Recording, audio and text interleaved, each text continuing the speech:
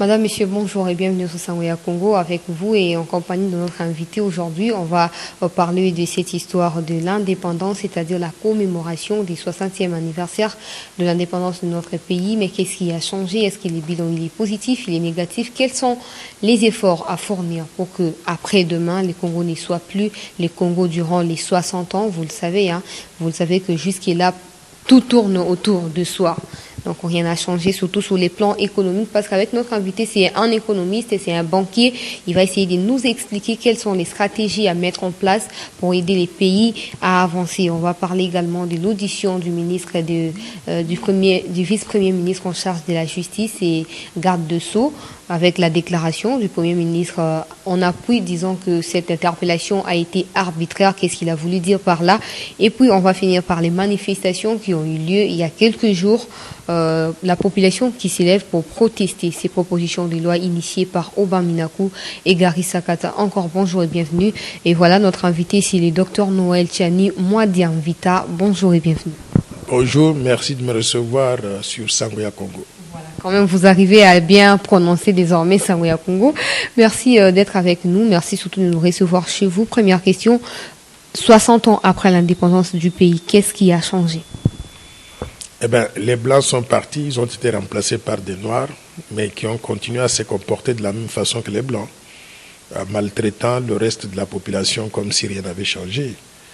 Et aujourd'hui, je peux dire que nous sommes aussi malheureux que pendant la période coloniale, que les colonisateurs ont changé de couleur, et ça c'est vraiment regrettable. Je peux saluer déjà la lutte qui a été menée par nos compatriotes pour arriver à arracher cette indépendance au prix du sang, au prix de leur vie. Il y a des gens, les martyrs de l'indépendance, je voudrais saluer leur mémoire. Je voudrais saluer la mémoire de ceux qui ont péri, même après l'indépendance, les Patrice Emery Lumumba et beaucoup d'autres compatriotes. Ils se sont sacrifiés pour nous léguer un pays dont nous sommes responsables nous-mêmes. Un pays où le destin se trouve dans nos propres mains. Mais nous avons géré très mal cela, au point où aujourd'hui, le pouvoir d'achat des Congolais en 2020 est inférieur au pouvoir d'achat des Congolais en 1960. Ce n'est pas du tout acceptable. Il y a des pays qui étaient au même niveau que nous, ou même moins que nous en 1960. Aujourd'hui, 60 ans plus tard, ces pays-là sont des pays développés. Je voudrais faire allusion à la Corée du Sud. Je voudrais faire allusion à la Chine qui a fait beaucoup de progrès. Il y a d'autres pays, même sur le plan africain, qui sont très avancés par rapport à ce qu'ils étaient en 1960. Mais nous n'avons fait que régresser. À titre illustratif, sur le plan économique, sur le plan social, le PIB par habitant en 1960 était de $1000. Aujourd'hui, le PIB par habitant en 2020 est de $458. Il y a eu une perte de pouvoir d'achat des Congolais d'environ 60%. C'est une situation inexcusable. Il faut dire qu'en 1960, on était 15 millions d'habitants. Aujourd'hui, nous sommes 100 millions d'habitants, mais avec 85% de la population active au chômage. Toutes les infrastructures de base qu'on avait, qui étaient déjà moindres en 1960, il ne faut pas donner trop de crédit aux Belges par rapport à ce qu'ils ont fait dans notre pays. Mais les peu d'infrastructures qu'on avait héritées en 1960, elles ont été détruites. Il n'y a pas eu construction de nouvelles infrastructures pendant que la population était en train d'augmenter. Au point où, aujourd'hui, en 2020, moins de 10% de la population ont accès à l'eau potable, à l'électricité, aux services de télécommunications. Nous n'avons pas de route d'intérêt national qui relie toutes les provinces de la République. Vous ne pouvez pas partir facilement donc d'un coin de la République à l'autre par manque de chemin de fer, par manque de route. Nous n'avons pas d'aéroport moderne. Et je peux dire que globalement, sur le plan des infrastructures, nous n'avons pas réalisé grand-chose. Sur le plan économique maintenant, il y avait quelques entreprises coloniales laissées par les Belges, les entreprises publiques. Elles ont été mal gérées, tellement mal gérées qu'aujourd'hui, toutes les entreprises publiques sont des canards boiteux.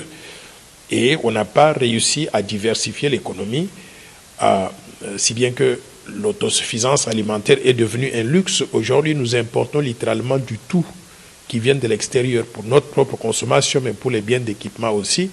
Et nous avons détruit si je peux dire, la petite base industrielle, les petites industries qui commençaient à naître dans notre pays, des entreprises telles que des entreprises d'assemblage de camions, de voitures dans notre pays ont disparu, des entreprises qui produisaient ici des sachets, qui produisaient du savon, qui produisaient... donc nous n'avons rien. La seule chose qui nous reste, c'est peut-être une ou deux entreprises pour produire de l'alcool, pour produire donc de la bière. Globalement, nous n'avons pas réussi à exploiter nos ressources naturelles en diversifiant la base industrielle pour transformer localement nos matières premières. Sur le plan politique maintenant, le plan politique, c'est une catastrophe. Nous avons aujourd'hui près de 777 partis politiques sans vision nationale, sans vision de développement donc, du pays. Et ces partis-là, vous vous demandez même, mais ils sont partis politiques pour faire quoi? Parce que vous ne les entendez jamais quand il y a des questions essentielles, mais tout le monde se bat pour être dans le gouvernement. Et c'est un moyen simplement de subsistance, aller au niveau de l'Assemblée nationale. Vous trouvez donc des députés qui, pendant toute leur mandature, ne vont jamais sortir une seule loi en leur nom pour défendre quoi que ce soit. On ne sait pas pourquoi on les a envoyés à l'Assemblée nationale ou bien au niveau du Sénat ou dans les assemblées provinciales. Donc, bref, le Congo a échoué et nous devons être conscients de cela. Pour résumer tout ça, sur le plan économique, social, il y a quelque chose de très important qui, moi, je considère comme étant le miroir même de ce que le Congo est devenu. C'est la monnaie nationale. Le franc congolais, c'est le symbole de la souveraineté. C'est aussi le symbole de la force de notre économie. Le franc congolais, aujourd'hui, il ne vaut absolument rien. C'est la monnaie des singes. Quand on a introduit le franc congolais, il y a 22 ans, un franc congolais achetait 72 cents d'un dollar. Aujourd'hui, un franc congolais achète 0 cents d'un dollar. En d'autres termes, il y a eu une dépréciation sur 22 ans de 150 000%. C'est-à-dire que le pouvoir d'achat dont on parle, qui a diminué considérablement des Congolais, le premier élément qui a affecté, qui a entraîné à la baisse le pouvoir d'achat des Congolais, c'est la monnaie congolaise. C'est ça le reflet de notre économie. C'est ça le reflet de notre indépendance. Alors nous avons aujourd'hui une monnaie qu'on n'utilise même plus, nous-mêmes Congolais. Nous utilisons les dollars américains. C'est-à-dire que nous avons perdu la souveraineté monétaire, l'indépendance économique, nous l'avons perdue. Donc, le bilan que je fais, c'est un bilan amer de quelqu'un qui est furieux que les politiciens nous ont amenés dans la situation actuelle et nous pouvons faire mieux que ça.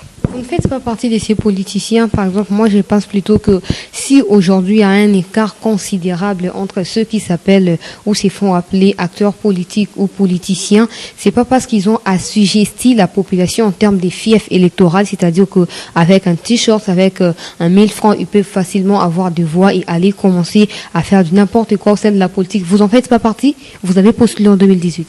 Vous avez bien fait de poser cette question-là.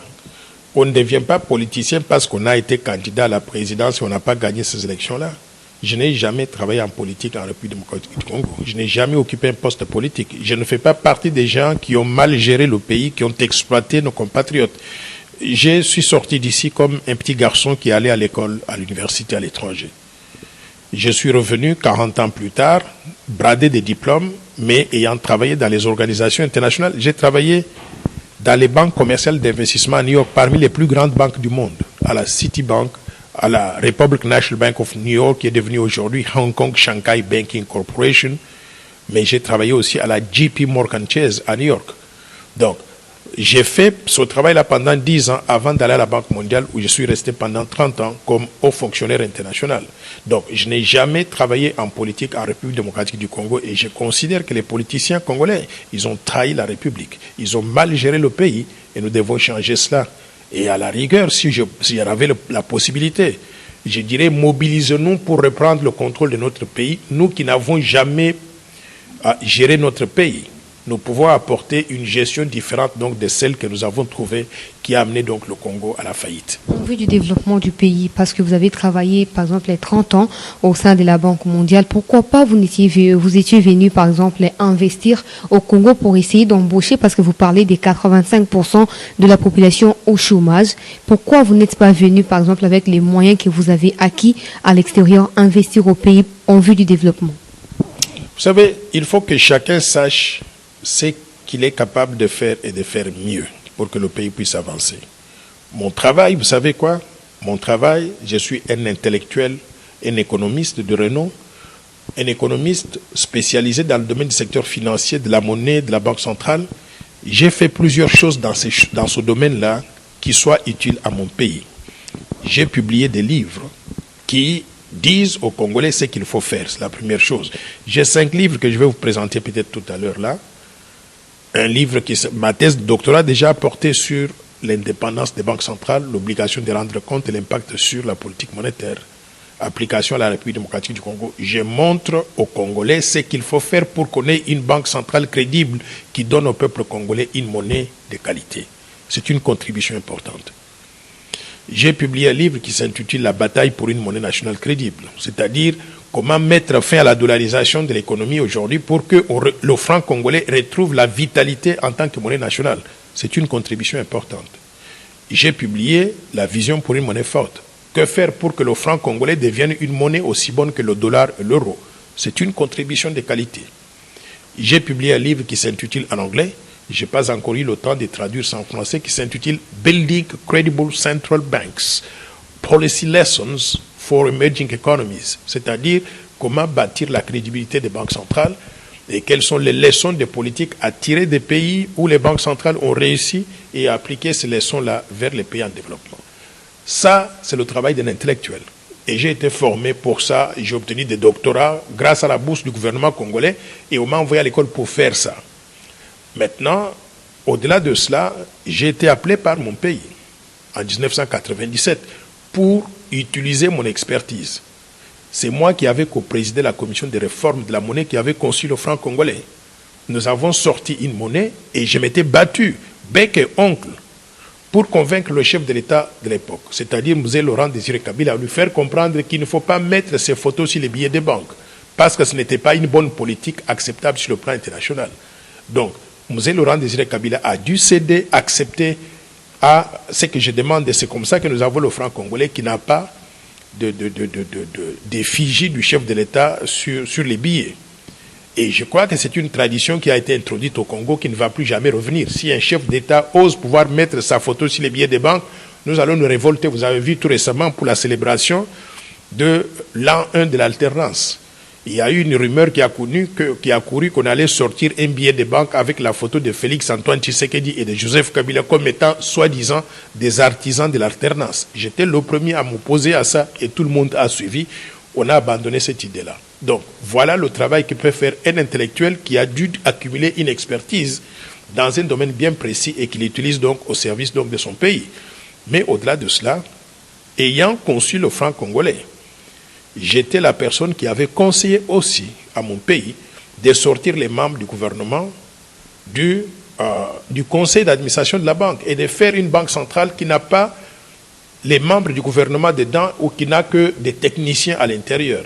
C'est comme ça qu'on avait sorti les membres du gouvernement qui étaient là. Sur 12 membres du conseil d'administration à l'époque, il y avait 7 membres qui étaient membres du gouvernement, des ministres en poste. Les Mawampanga, Mwanananga, les Pierre-Victor Mpoyo, les Thomas Kanza, les Badimani Moulumba et j'en passe. Et je m'étais battu pour les sortir tous du conseil d'administration de la Banque centrale. Voilà l'inexpertise que j'ai mise à la disposition de mon pays. Donc je n'ai pas besoin de venir maintenant aller créer un petit magasin donc au marché pour montrer aux Congolais que j'ai investi dans mon pays. Ça sont des histoires. Dans mon domaine, j'ai fait ce que je sais faire mieux.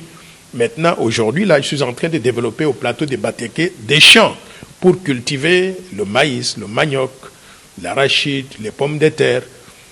Je suis en train d'acquérir beaucoup d'hectares de terre de ce côté-là. Je le fais parce que j'aime bien faire ça. J'ai grandi en Gandangé, qui a une zone agricole, et je voudrais contribuer aussi au développement de mon pays dans ce sens-là. Mais je ne suis pas tenu nécessairement de faire ce que tout le monde fait, parce que tout le monde n'est pas à mesure de faire ce que moi j'ai fait pour mon pays où j'ai développé de l'expertise. Le message, il est clair, la réponse, elle est vraiment claire et pertinente. Depuis 1960 à nos jours, qu'est-ce qui a manqué du point de vue économique pour que l'économie du pays soit au moins comptée parmi les 5 premiers pays, c'est-à-dire qu'avec un peu de budget à haut niveau, au niveau africain? Ce qui nous a manqué, nous avons manqué tout ce qu'il faut pour qu'un pays puisse se développer.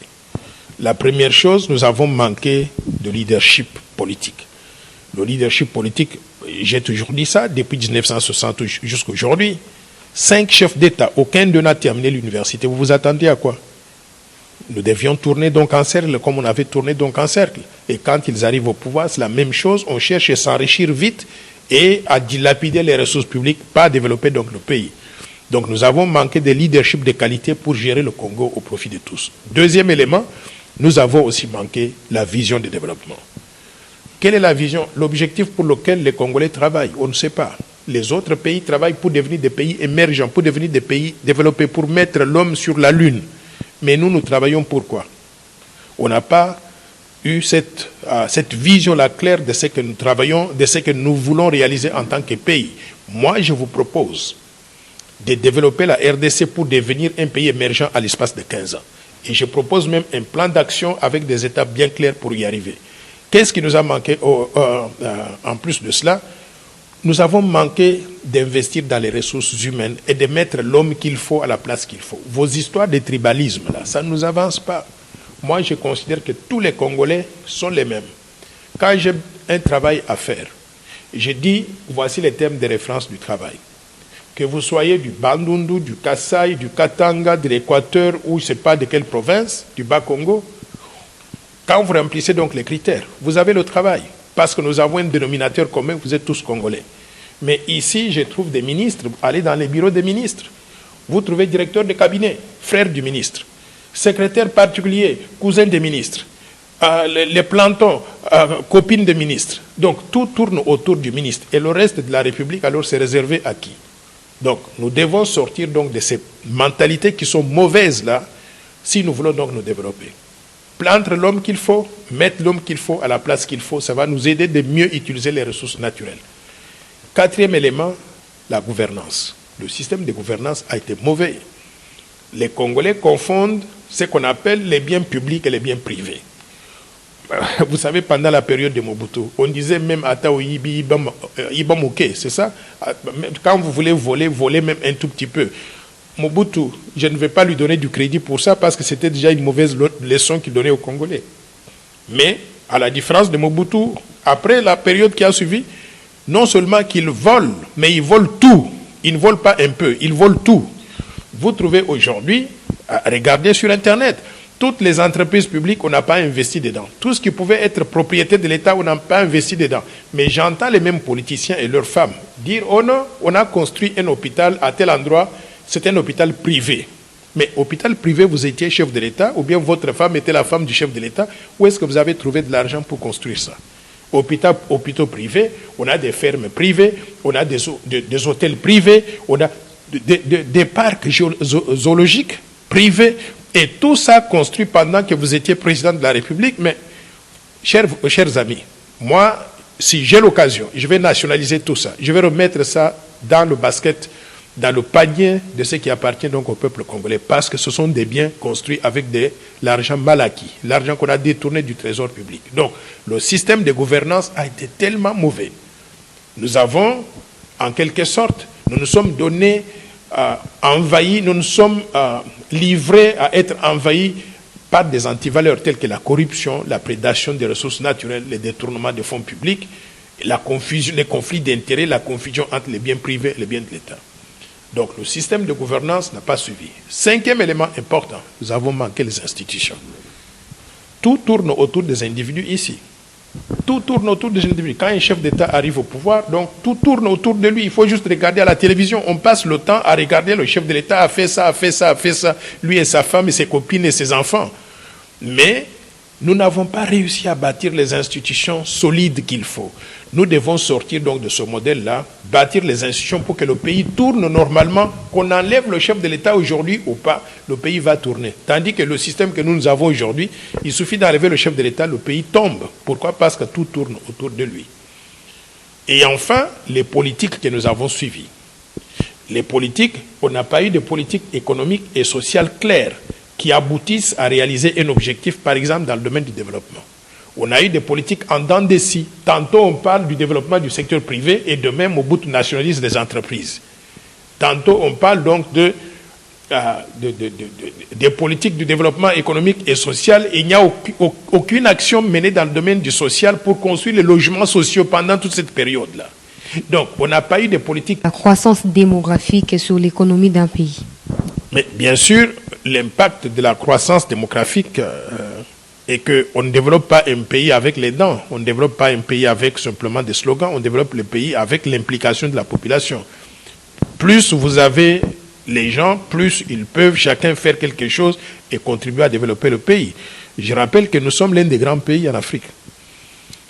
Aujourd'hui, nous avons une population d'environ 100 millions d'habitants. Nous sommes la 4e grande puissance sur le plan africain quand on considère donc la taille de la population. Après le Nigeria, l'Égypte et l'Éthiopie. Donc, avec ça, nous avons suffisamment de muscles. L'étendue du territoire est tellement grande. Les ressources naturelles sont tellement nombreuses. Nous avons la taille d'environ l'Europe occidentale, c'est-à-dire la France, la Belgique, l'Italie, la Suisse. Tout ça mis ensemble, ça fait à peine la République démocratique du Congo. Donc nous pouvons nous développer à une vitesse exponentielle. J'invite encore la population congolaise à s'intéresser aux questions du développement. Le gouvernement a orienté la population vers le développement de l'expertise, des skills, des compétences qui peuvent être utiles au pays. C'est pour ça que je demande qu'on puisse revoir ce que j'appelle donc les curricula, le système d'enseignement dans les écoles, les matières même à enseigner dans les écoles, pour que les enfants acquièrent des connaissances qui sont utiles, qu'on peut utiliser, qui peuvent leur permettre d'être compétitifs, non seulement de développer la RDC, mais d'être compétitifs par rapport aux autres citoyens donc qui viennent d'autres pays. C'est pour ça que je déplore qu'on continue à enseigner aux enfants des histoires qui sont dépassées. Je suis allé dans une université de la place. J'ai trouvé les enfants à la bibliothèque en train d'écrire les mémoires de fin d'études en sciences économiques. J'étais surpris de voir qu'ils étaient en train de lire les livres de Karl Marx, qui sont dépassés complètement. Bon, je pense qu'il y a des choses qui ont changé. Toutes les bibliothèques congolaises, j'ai fait le tour de l'UNIKIN, de l'IPEN, de toutes les universités congolaises, vous ne trouvez pas un livre neuf de qualité à la page. Vous trouvez des choses qui sont complètement dépassées. Et vous trouvez dans les écoles secondaires et primaires, on continue à enseigner aux enfants le corbeau et le renard, à demander aux enfants de mémoriser des faits de récitation. Ça ne marche pas comme ça, les choses ont évolué. Nous sommes aujourd'hui à l'âge de l'Internet. Nous sommes aujourd'hui à l'âge où les enfants très jeunes peuvent apprendre à faire des recherches sur Internet s'ils ont accès à l'Internet. Donc, on doit réorienter les qualifications ou bien les formations de nos élèves, de nos étudiants, pour qu'ils puissent acquérir donc des compétences qui peuvent être utiles à eux, au pays, mais également servir donc le développement du pays. Avant de passer à un autre sujet, qu'est-ce que vous proposez concrètement du point de vue du secteur économique, secteur éducatif, mais aussi à toute la communauté congolaise de faire afin que les 60 ans qui sont passés puissent changer les mentales des Congolais et que dans les années qui suivent, que le Congo soit compté parmi les pays développés du monde, mais aussi de l'Afrique? Très bonne question. Je propose ce que j'appelle, il faut qu'on ait une vision de développement. Moi, c'est ça que j'ai fait dans la vie pour vivre. J'ai passé 30 ans à la Banque mondiale, en plus de 10 ans dans les banques commerciales d'investissement donc à New York. Donc, j'ai voyagé dans près de 85 pays différents. J'ai été sur les 5 continents et j'ai vu des pays qui ont fait des progrès et qui se développent. Donc, je pense que si j'ai pu prendre mon temps pour écrire une vision de développement, c'est une vision de développement écrite avec ce que j'appelle une main experte, c'est-à-dire une main qui connaît ce qu'elle fait. Je l'ai vu ailleurs, je l'ai fait ailleurs. Lisez mon plan Marshall. Un président africain qui me connaît, je peux vous donner 3, 4, 5 présidents qui ont revu ça et qui m'ont dit c'est ça qu'il faut pour la République démocratique du Congo. Un président africain qui avait préfacé mon livre, c'est Abdoul Diouf, l'ancien président du Sénégal. Il a vu mon plan Marshall, il a dit c'est ça qui a manqué à la RDC et qui manque d'ailleurs à beaucoup de pays africains. Vous avez bien vu clair. Il recommande fortement aux Congolais de s'intéresser à ce que je propose. L'ancien président du Malawi, Joyce Banda, a vu ça, il m'a dit this is the best ideas that I have seen. Donc ça, ce sont les meilleures idées que j'ai vues pour le développement d'un pays africain. Je peux mentionner 3, 4 présidents comme ça, qui étaient de la Tanzanie, ou bien le président Thabo Mbeki d'Afrique du Sud, qui ont vu mon plan et qui ont dit vous avez vu juste et vous avez conçu quelque chose qui est bien pour le pays. Et mon plan, il est évolutif. Avant la Covid-19, j'avais conçu un plan sur 15 piliers, 15 programmes. Avec l'arrivée de Covid-19, j'ai vu que beaucoup de choses ont changé. Le monde n'est plus le même qu'on avait connu avant. Je me suis mis à actualiser le plan Marshall. J'ai maintenant la version du plan Marshall actualisée pour tenir compte de l'impact de Covid-19 ou bien des nouveaux défis générés par Covid-19. Je vais bientôt dévoiler le contenu de ce plan Marshall. C'est une véritable révolution que je prône et je voudrais que les Congolais puissent y adhérer. Si vous y adhérez, nous aurons une vision de développement, une sorte de Bible dans le domaine du développement que nous allons tous suivre pour mettre en œuvre cela de façon participative et développer la RDC afin de devenir un pays émergent à l'espace de 15 ans. Quand je vous dis que j'ai été en Corée du Sud, j'ai vu ce qu'ils ont fait sur une période donc de 40 ans, sur une période de 60 ans, nous pouvons réaliser la même chose aussi. Et nous pouvons même réaliser cela beaucoup plus rapidement que eux. Pourquoi? Parce que nous avons le territoire, un grand pays, nous avons les ressources naturelles et nous avons une grande population. Et aujourd'hui, le monde est devenu un monde ouvert. Nous savons où trouver l'expertise pour faire ce que nous avons besoin de faire. Donc, pour répondre à votre question, secteur par secteur, tous ces secteurs-là sont des défis de développement auxquels nous devons répondre. Et j'ai incorporé cela donc dans le plan que je propose, un plan revisé pour tenir compte des défis générés par Covid-19. Et j'invite tout le peuple congolais à y adhérer, parce que c'est ça le plan qui pourrait nous sauver. Comment y adhérer? À une petite parenthèse, les documents en question existent sur les réseaux, vous ne l'avez pas encore publié, qu'est-ce qu'il faut faire?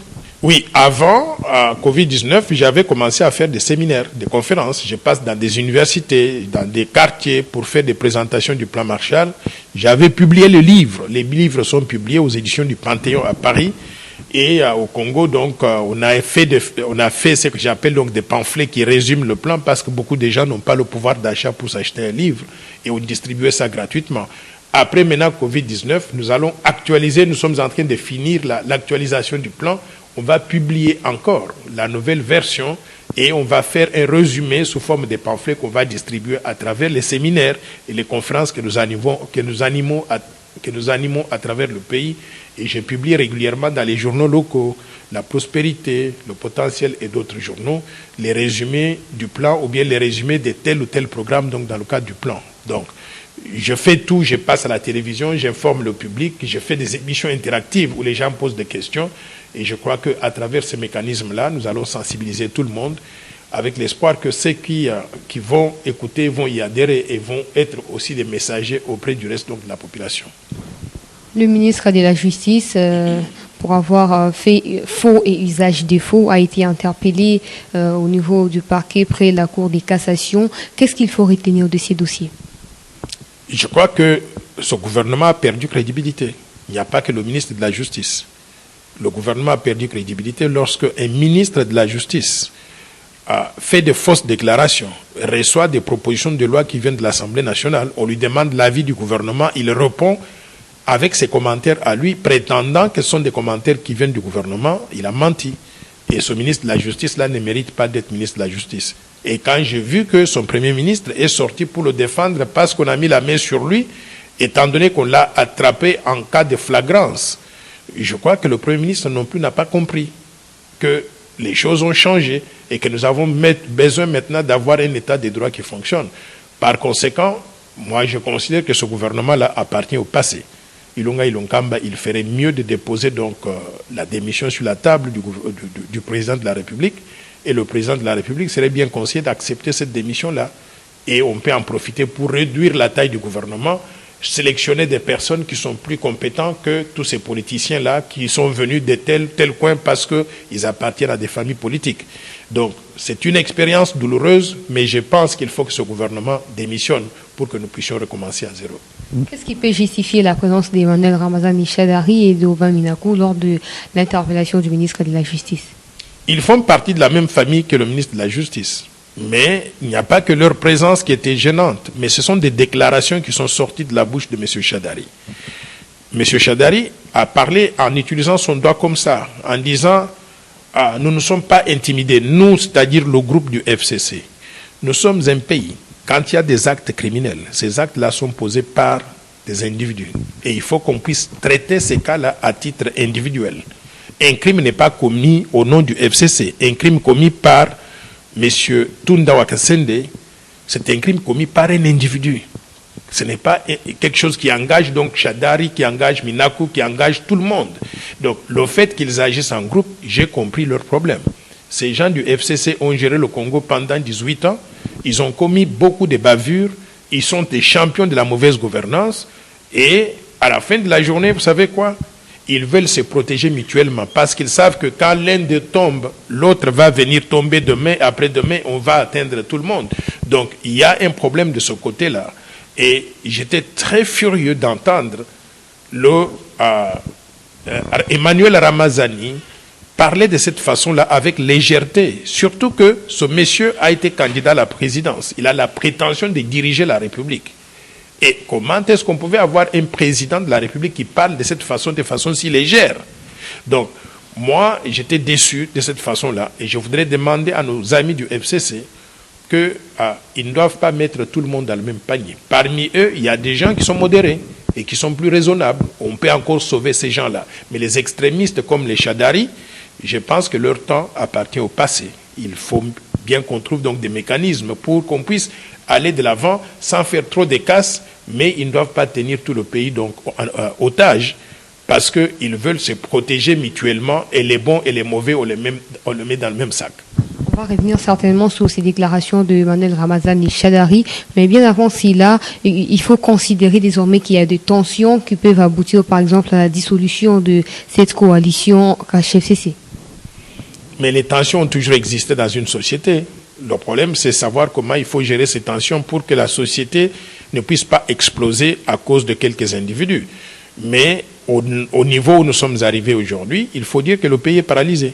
Le pays n'avance pas. Pourquoi? Parce que le FCC et le CACH, qui ont fermé le gouvernement de coalition, ne semblent pas travailler ensemble en se faisant confiance mutuellement. Comment voulez-vous avoir un ministre qui arrive au Conseil des ministres, qui a reçu quelque chose de l'Assemblée nationale et qui cache à ses collègues qu'il avait déjà répondu? Donc ça montre bien qu'ils ne se font pas confiance mutuellement. Donc moi, ma prière, je pense que c'est la prière de beaucoup de Congolais, il faudrait qu'on arrive à mettre fin à cette coalition-là et qu'on trouve le moyen de dissoudre même l'Assemblée nationale, qu'on puisse réorganiser des élections, qu'on ait une nouvelle majorité qui va diriger donc le pays au profit de tout le peuple congolais. Pourquoi? Parce qu'actuellement, telles que les choses sont parties, on ne va pas faire des progrès. Nous perdons le temps, nous faisons semblant que les choses avancent, mais ça n'avance pas. Je vous donne un exemple. Regardez aujourd'hui la construction des seaux de moutons. Les seaux de moutons, il y en a 13 qui sont supposés être construits dans la ville de Kinshasa. Mais c'est depuis pratiquement un an et demi qu'on traîne à construire ces seaux de moutons. Sur les 13, il n'y a qu'un seul, celui du 24 là, qui n'est pas encore inauguré, mais dont la construction est terminée. Si nous ne sommes pas en mesure de construire un petit seau de mouton d'une longueur de 50 mètres, croyez-vous que nous serons en mesure de construire le grand barrage d'Inga? En combien de temps? Croyez-vous qu'on sera en mesure de construire le chemin de fer qui va aller de Boma à Kisangani? Croyez-vous qu'on sera en mesure de construire une autoroute qui ira de Nganajika à Lissala?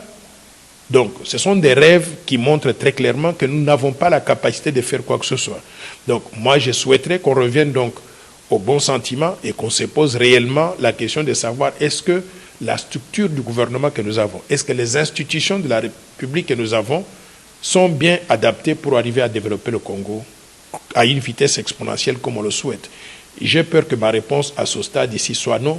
Nous avons besoin de nous faire violence et d'approcher les choses différemment que ce que nous avons fait jusqu'à présent.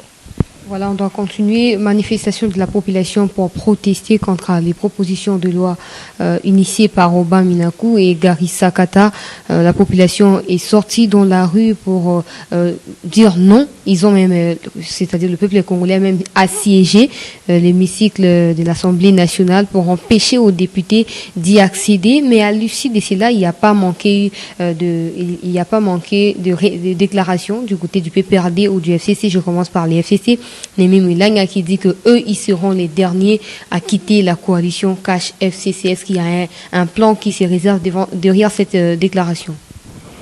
Oui, j'ai entendu quand Moulanga a fait cette déclaration, ils seront les derniers parce qu'ils ont intérêt à rester dans la coalition. Pourquoi? Parce que c'est eux qui ont un passé tellement sulfureux qu'ils ont besoin de rester aux côtés du chef de l'État pour se pour se protéger en quelque sorte, pour assurer leur impunité. La coalition donc est là pour ça, pour assurer l'impunité de ceux qui ont géré et qui ont mal géré le pays, qui ont commis des crimes et qui ne veulent pas qu'on les amène au tribunal. Mais maintenant, les projets de loi, même qui sont proposés par Minako et Sekata, ont pour objectif de pouvoir enlever l'indépendance de la justice, de mettre la justice sous la coupole du ministre FCC de la justice, pour que ce ministre-là ait le pouvoir d'empêcher des enquêtes ou d'empêcher des poursuites contre telle ou telle personne. Donc c'est en quelque sorte des projets de loi pour garantir l'impunité. L'impunité, quand on parle de l'impunité, ce sont les gens qui ont géré, qui veulent être protégés pour ça. Alors, moi, ce que je peux dire, c'est que j'ai vu le peuple sortir dans la rue. Le peuple refuse ces projets de loi. Les catholiques, les religieux, les musulmans, tout le monde, les confessions religieuses refusent. La société civile refuse ces projets de loi. J'ai entendu le président de la République parler l'autre fois, il refuse ces projets de loi. Nous qui sommes là-bas, nous refusons les projets de loi. Mais ces lois sont faites pour qui? Et pourquoi? Nous allons nous laisser faire parce qu'il y a des gens du FCC qui sont pressés de pouvoir faire passer ces projets de loi pour se protéger, pour assurer donc leur insécurité. Nous n'allons pas accepter cela. S'il faut aller dans les rues, nous allons aller dans les rues. Mais nous n'allons pas accepter que ces projets de loi soient adoptés par notre Assemblée nationale. S'il faut dissoudre l'Assemblée nationale, on fera pression sur le président de la République pour qu'il dissolve l'Assemblée nationale, qu'il réorganise des élections et que ces intouchables-là, ils vont se cacher à la fin de la journée. La population a commencé à sortir dehors. Ce qu'ils ont vu devant l'hémicycle, c'est rien. Ils ont voulu minimiser ça en disant « Oh, ce sont les Wewa, donc ce sont les gens de l'UDPS ». C'est faux. Tout Wewa n'est pas de l'UDPS. Il y a des gens parmi eux, et moi je connais des gens parmi eux qui n'ont même pas d'affiliation politique, qui ont juste refusé qu'on puisse adopter donc des projets de loi qui vont mettre le pays en quelque sorte donc en difficulté. Donc je demande à M. Minakou, à M. Sakata, à Mme Janine Mabunda de faire œuvre utile, de retirer ces projets de loi et ne vont pas passer dans ce pays. Et si elles doivent être mises sur la table de discussion encore au Parlement, il y aura des morts dans les rues. S'il y a des morts de manifestations, devinez quoi? Nous allons vous livrer à la Cour pénale internationale parce que la blague a trop duré. Ceux qui veulent perturber la stabilité de la RDC, si on ne peut pas les juger localement, on va vous livrer à la Cour pénale internationale. Donc vous êtes bien avisés. Le message il est clair aux concernés et il est passé, voilà, avant de chuter, Ramazan Chadari pour les comptes du PPRD a également fait une déclaration pour dire qu'ils connaissent comment le président de la République est arrivé au pouvoir ou tout simplement l'UDPS est arrivé au pouvoir et lui, il regrette pourquoi ils ont cédé les pouvoirs. Est-ce que ces genres de propos sont dignes d'un homme d'État? Je vous ai dit tout à l'heure là que je commence à connaître M. Chadari. Chaque fois qu'il ouvre la bouche, il dit des bêtises. Chaque fois. Il s'est fait appeler coup sur coup. Il a dit à un moment qu'il allait déstabiliser le pays, donc si on touche à M. Yuma. Et maintenant, il dit donc que si on ne fait pas passer donc ce projet de loi, voici ce qui va arriver. Il menace tout le temps. Et quelqu'un qui veut devenir chef de l'État ne parle pas comme ça. C'est un irresponsable. Donc, moi, je dirais ceci, c'est que les Chadari, ce pays ne leur appartient pas. Et je veux que les gens du FCC comprennent ça. Ce pays-là ne vous appartient pas. Ce pays appartient à 100 millions de Congolais. Nous vous avons assez toléré et vous avez assez exploité les populations congolaises. Vous avez causé beaucoup de morts parmi nous. Et nous n'allons pas vous laisser partir encore, faire ce que vous voulez avec un pays comme si ça vous appartenait à vous seulement. Ce pays-là appartient à 100 millions de Congolais et votre temps est passé. Il faut que vous preniez conscience de ça, parce que la population congolaise ne va pas se laisser faire. En tout cas, pour finir, le président de la République a pu faire, si je peux appeler ça, un discours. Donc, globalement, c'est un bon discours. C'est un discours rassembleur qui faisait un bon diagnostic de la situation du pays et qui reconnaît que nous n'avons pas réalisé les objectifs que les pères de l'indépendance s'étaient assignés, de bâtir un pays plus beau qu'avant, où il fait bon vivre partout pour tous les Congolais.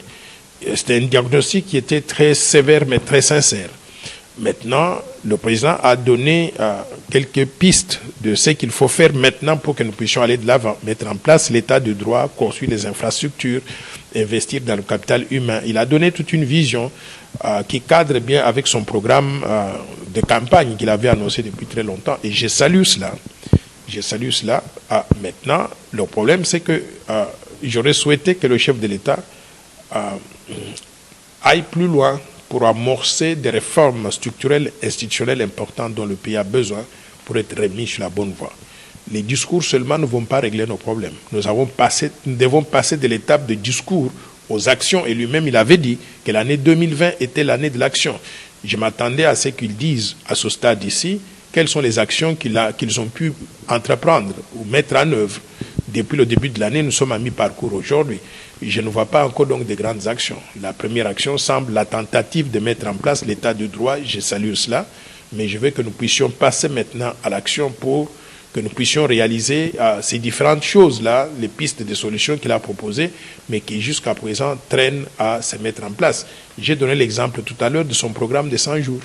Le programme de 100 jours était très ambitieux, mais je ne connais pas qu'est-ce qui a été réalisé pour l'instant, parce que les sauts de moutons qui sont très visibles ne sont toujours pas donc terminés, malgré les promesses qui ont été faites par le gouvernement depuis le mois de février jusqu'à présent, qu'on allait terminer la construction de ces sauts de moutons au plus tard le 30 juin.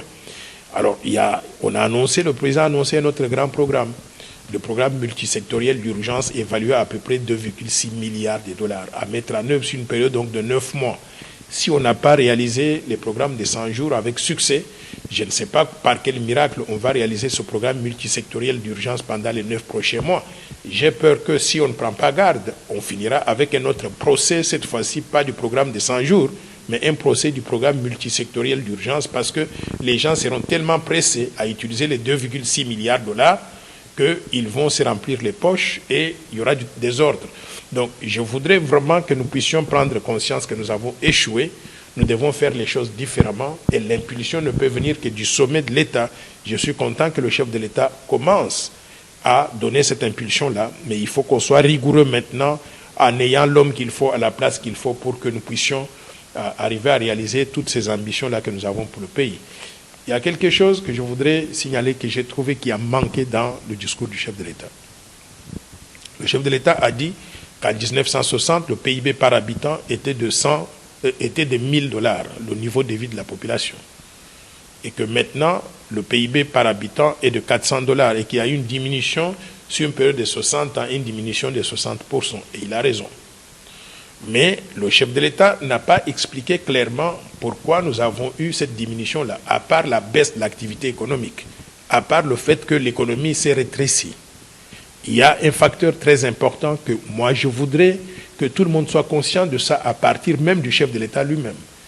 C'est qui a beaucoup entraîné la perte du pouvoir d'achat de la population, c'est la dépréciation monétaire. Nous avons géré mal notre monnaie depuis 1960 jusqu'à aujourd'hui, et particulièrement pendant les 22 dernières années. Je ne veux même pas parler des années de Mobutu avec le Zaïre qui avait perdu toute crédibilité. Mais nous avons réformé la monnaie en introduisant le franc congolais en 1998 au taux de 1 dollar égal à 1,3 francs congolais. Aujourd'hui, nous sommes à 1 dollar égal à 1960 francs congolais. Soit la monnaie a perdu toute la valeur, c'est devenu une monnaie de singe, soit il y a eu pendant cette période-là une dépréciation monétaire de près de 150 000%. Nous devons avoir honte nous-mêmes. Ça, c'est le symbole même de l'échec de la RDC. Et symbole de l'échec de la RDC, étant donné que notre monnaie nationale, qui est supposée être le symbole de la souveraineté nationale, de l'indépendance économique ou politique réalisée, cette monnaie nationale aujourd'hui n'existe que de nom.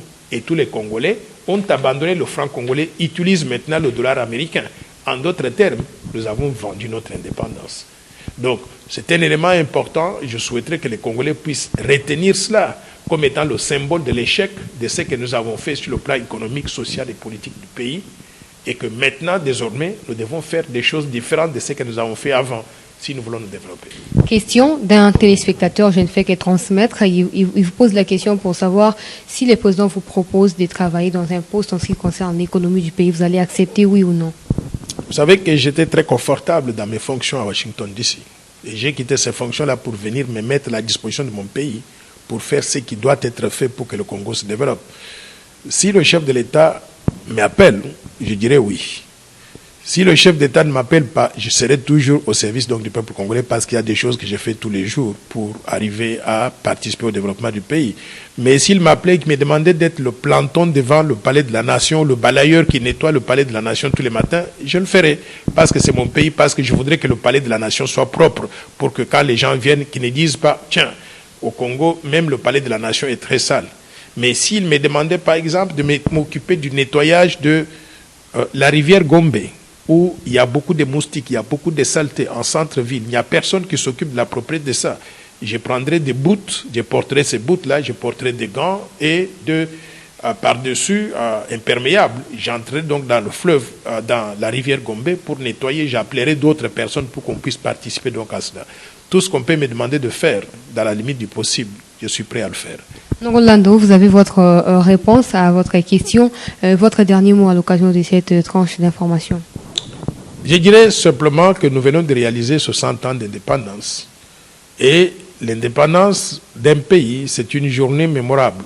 Comme Patrice Lumumba et les autres contemporains de l'époque avaient dit, c'est une date que nous devons enseigner avec fierté à nos enfants pour qu'à leur tour, ils puissent enseigner aussi la signification de cela à leurs petits-enfants. Je voudrais que nous soyons fiers de ce que nous avons en tant que pays. La République démocratique du Congo, c'est un grand pays avec beaucoup de potentialités, avec une grande population. Moi, je crois dans la capacité du peuple congolais à se refaire. Nous avons échoué, certes, jusqu'à présent, mais nous n'avons pas dit le dernier mot. Je pense que nous pouvons nous développer si nous nous mettons au travail. Désormais, changeons la façon dont on a gouverné donc notre République, la façon dont nous, les Congolais, nous avons fait affaire avec les uns et les autres. Regardons dans la même direction. Je vous propose encore une fois de plus quelque chose qui peut nous avancer d'un cran pour que nous puissions arriver à avancer dans la société. Je vous propose le plan Marshall de Noël Tchani pour la reconstruction et le développement de la RDC. Cette vision de développement, prenez avantage des séminaires, des conférences que nous organisons, quand on passe donc d'un quartier à l'autre ou bien d'une université à l'autre. Si vous prenez connaissance de cela, adhérez à la force du changement. Nous allons travailler ensemble pour développer la RDC au profit de tous. Et si vous voulez adhérer à la force du changement, je vais vous donner 2 numéros à contacter. Plus 243 81 50 99 337 ou bien plus 243 85 210 22 22. Dites simplement que vous voulez adhérer à la force du changement ou bien envoyez-nous un message WhatsApp indiquant votre nom, votre prénom et le lieu de résidence. Je n'ai pas besoin de savoir de quelle province vous venez. Dites simplement que vous êtes résident dans tel quartier ou bien dans telle commune. On va vous enregistrer comme membre de la force du changement et nous allons travailler ensemble pour sensibiliser le peuple congolais au contenu du plan Marshall pour que nous puissions reprendre le contrôle de notre pays et développer la RDC au profit de tous. Je vous souhaite tous, à vous, à vos familles, je vous souhaite une joyeuse fête de l'indépendance de la République démocratique du Congo. Je vous remercie. Monsieur Noël Tchani, merci. C'est à moi de vous remercier. Merci à vous tous qui nous avez suivis à travers Sangoya Congo. Merci à Moura qui était derrière la caméra. En tout cas, j'espère que vous avez certainement compris ce qui était l'objet de cette émission. N'hésitez pas de mettre en commentaire ce que vous aussi vous pensez de ce 60e anniversaire de l'indépendance de notre pays. Joyeuses fêtes encore à vous tous, Congolais de partout dans le monde. Et quant à moi, je vous dis bye, à plus. Eshima, votre magazine qui bat au rythme de l'actualité. Retrouvez la nouvelle édition. Exclusivité, l'an 1 des Baseyan Nanga. Métamorphose et décollage de la province du Haut-Ouélé. À la manœuvre, Christophe Nanga. Avec abnégation et patriotisme, les gouverneurs Baseyan est déterminé à lancer la province du Haut-Ouélé sur la voie du développement intégré. Interview, prise en charge des malades, la maîtrise de la propagation du coronavirus. Docteur Eteni répond à toutes les questions. Économie, la baisse des prix, les combats permanents d'Acacia, Bandoubola. Dossier Eshima, mécanisme national des suivis, historiques et réalisations. Focus, Sele Yalagouli propose des nouveaux paradigmes de développement indispensables à la relance de l'économie. Nation, championne du social, Agnès Mouad Nawej et la CNSS offrent $1 million dans la lutte contre la pandémie Covid-19. Moussa Mondo sensibilise et prend en charge des personnes vulnérables. Parité, Olive Lembe Kabila, modèle de générosité et d'entrepreneuriat féminin. Afrique, un déconfinement aux multiples facettes. Retrouvez l'intégralité du magazine Eshima dans les kiosques. Eshima Magazine, un nouveau standard d'information.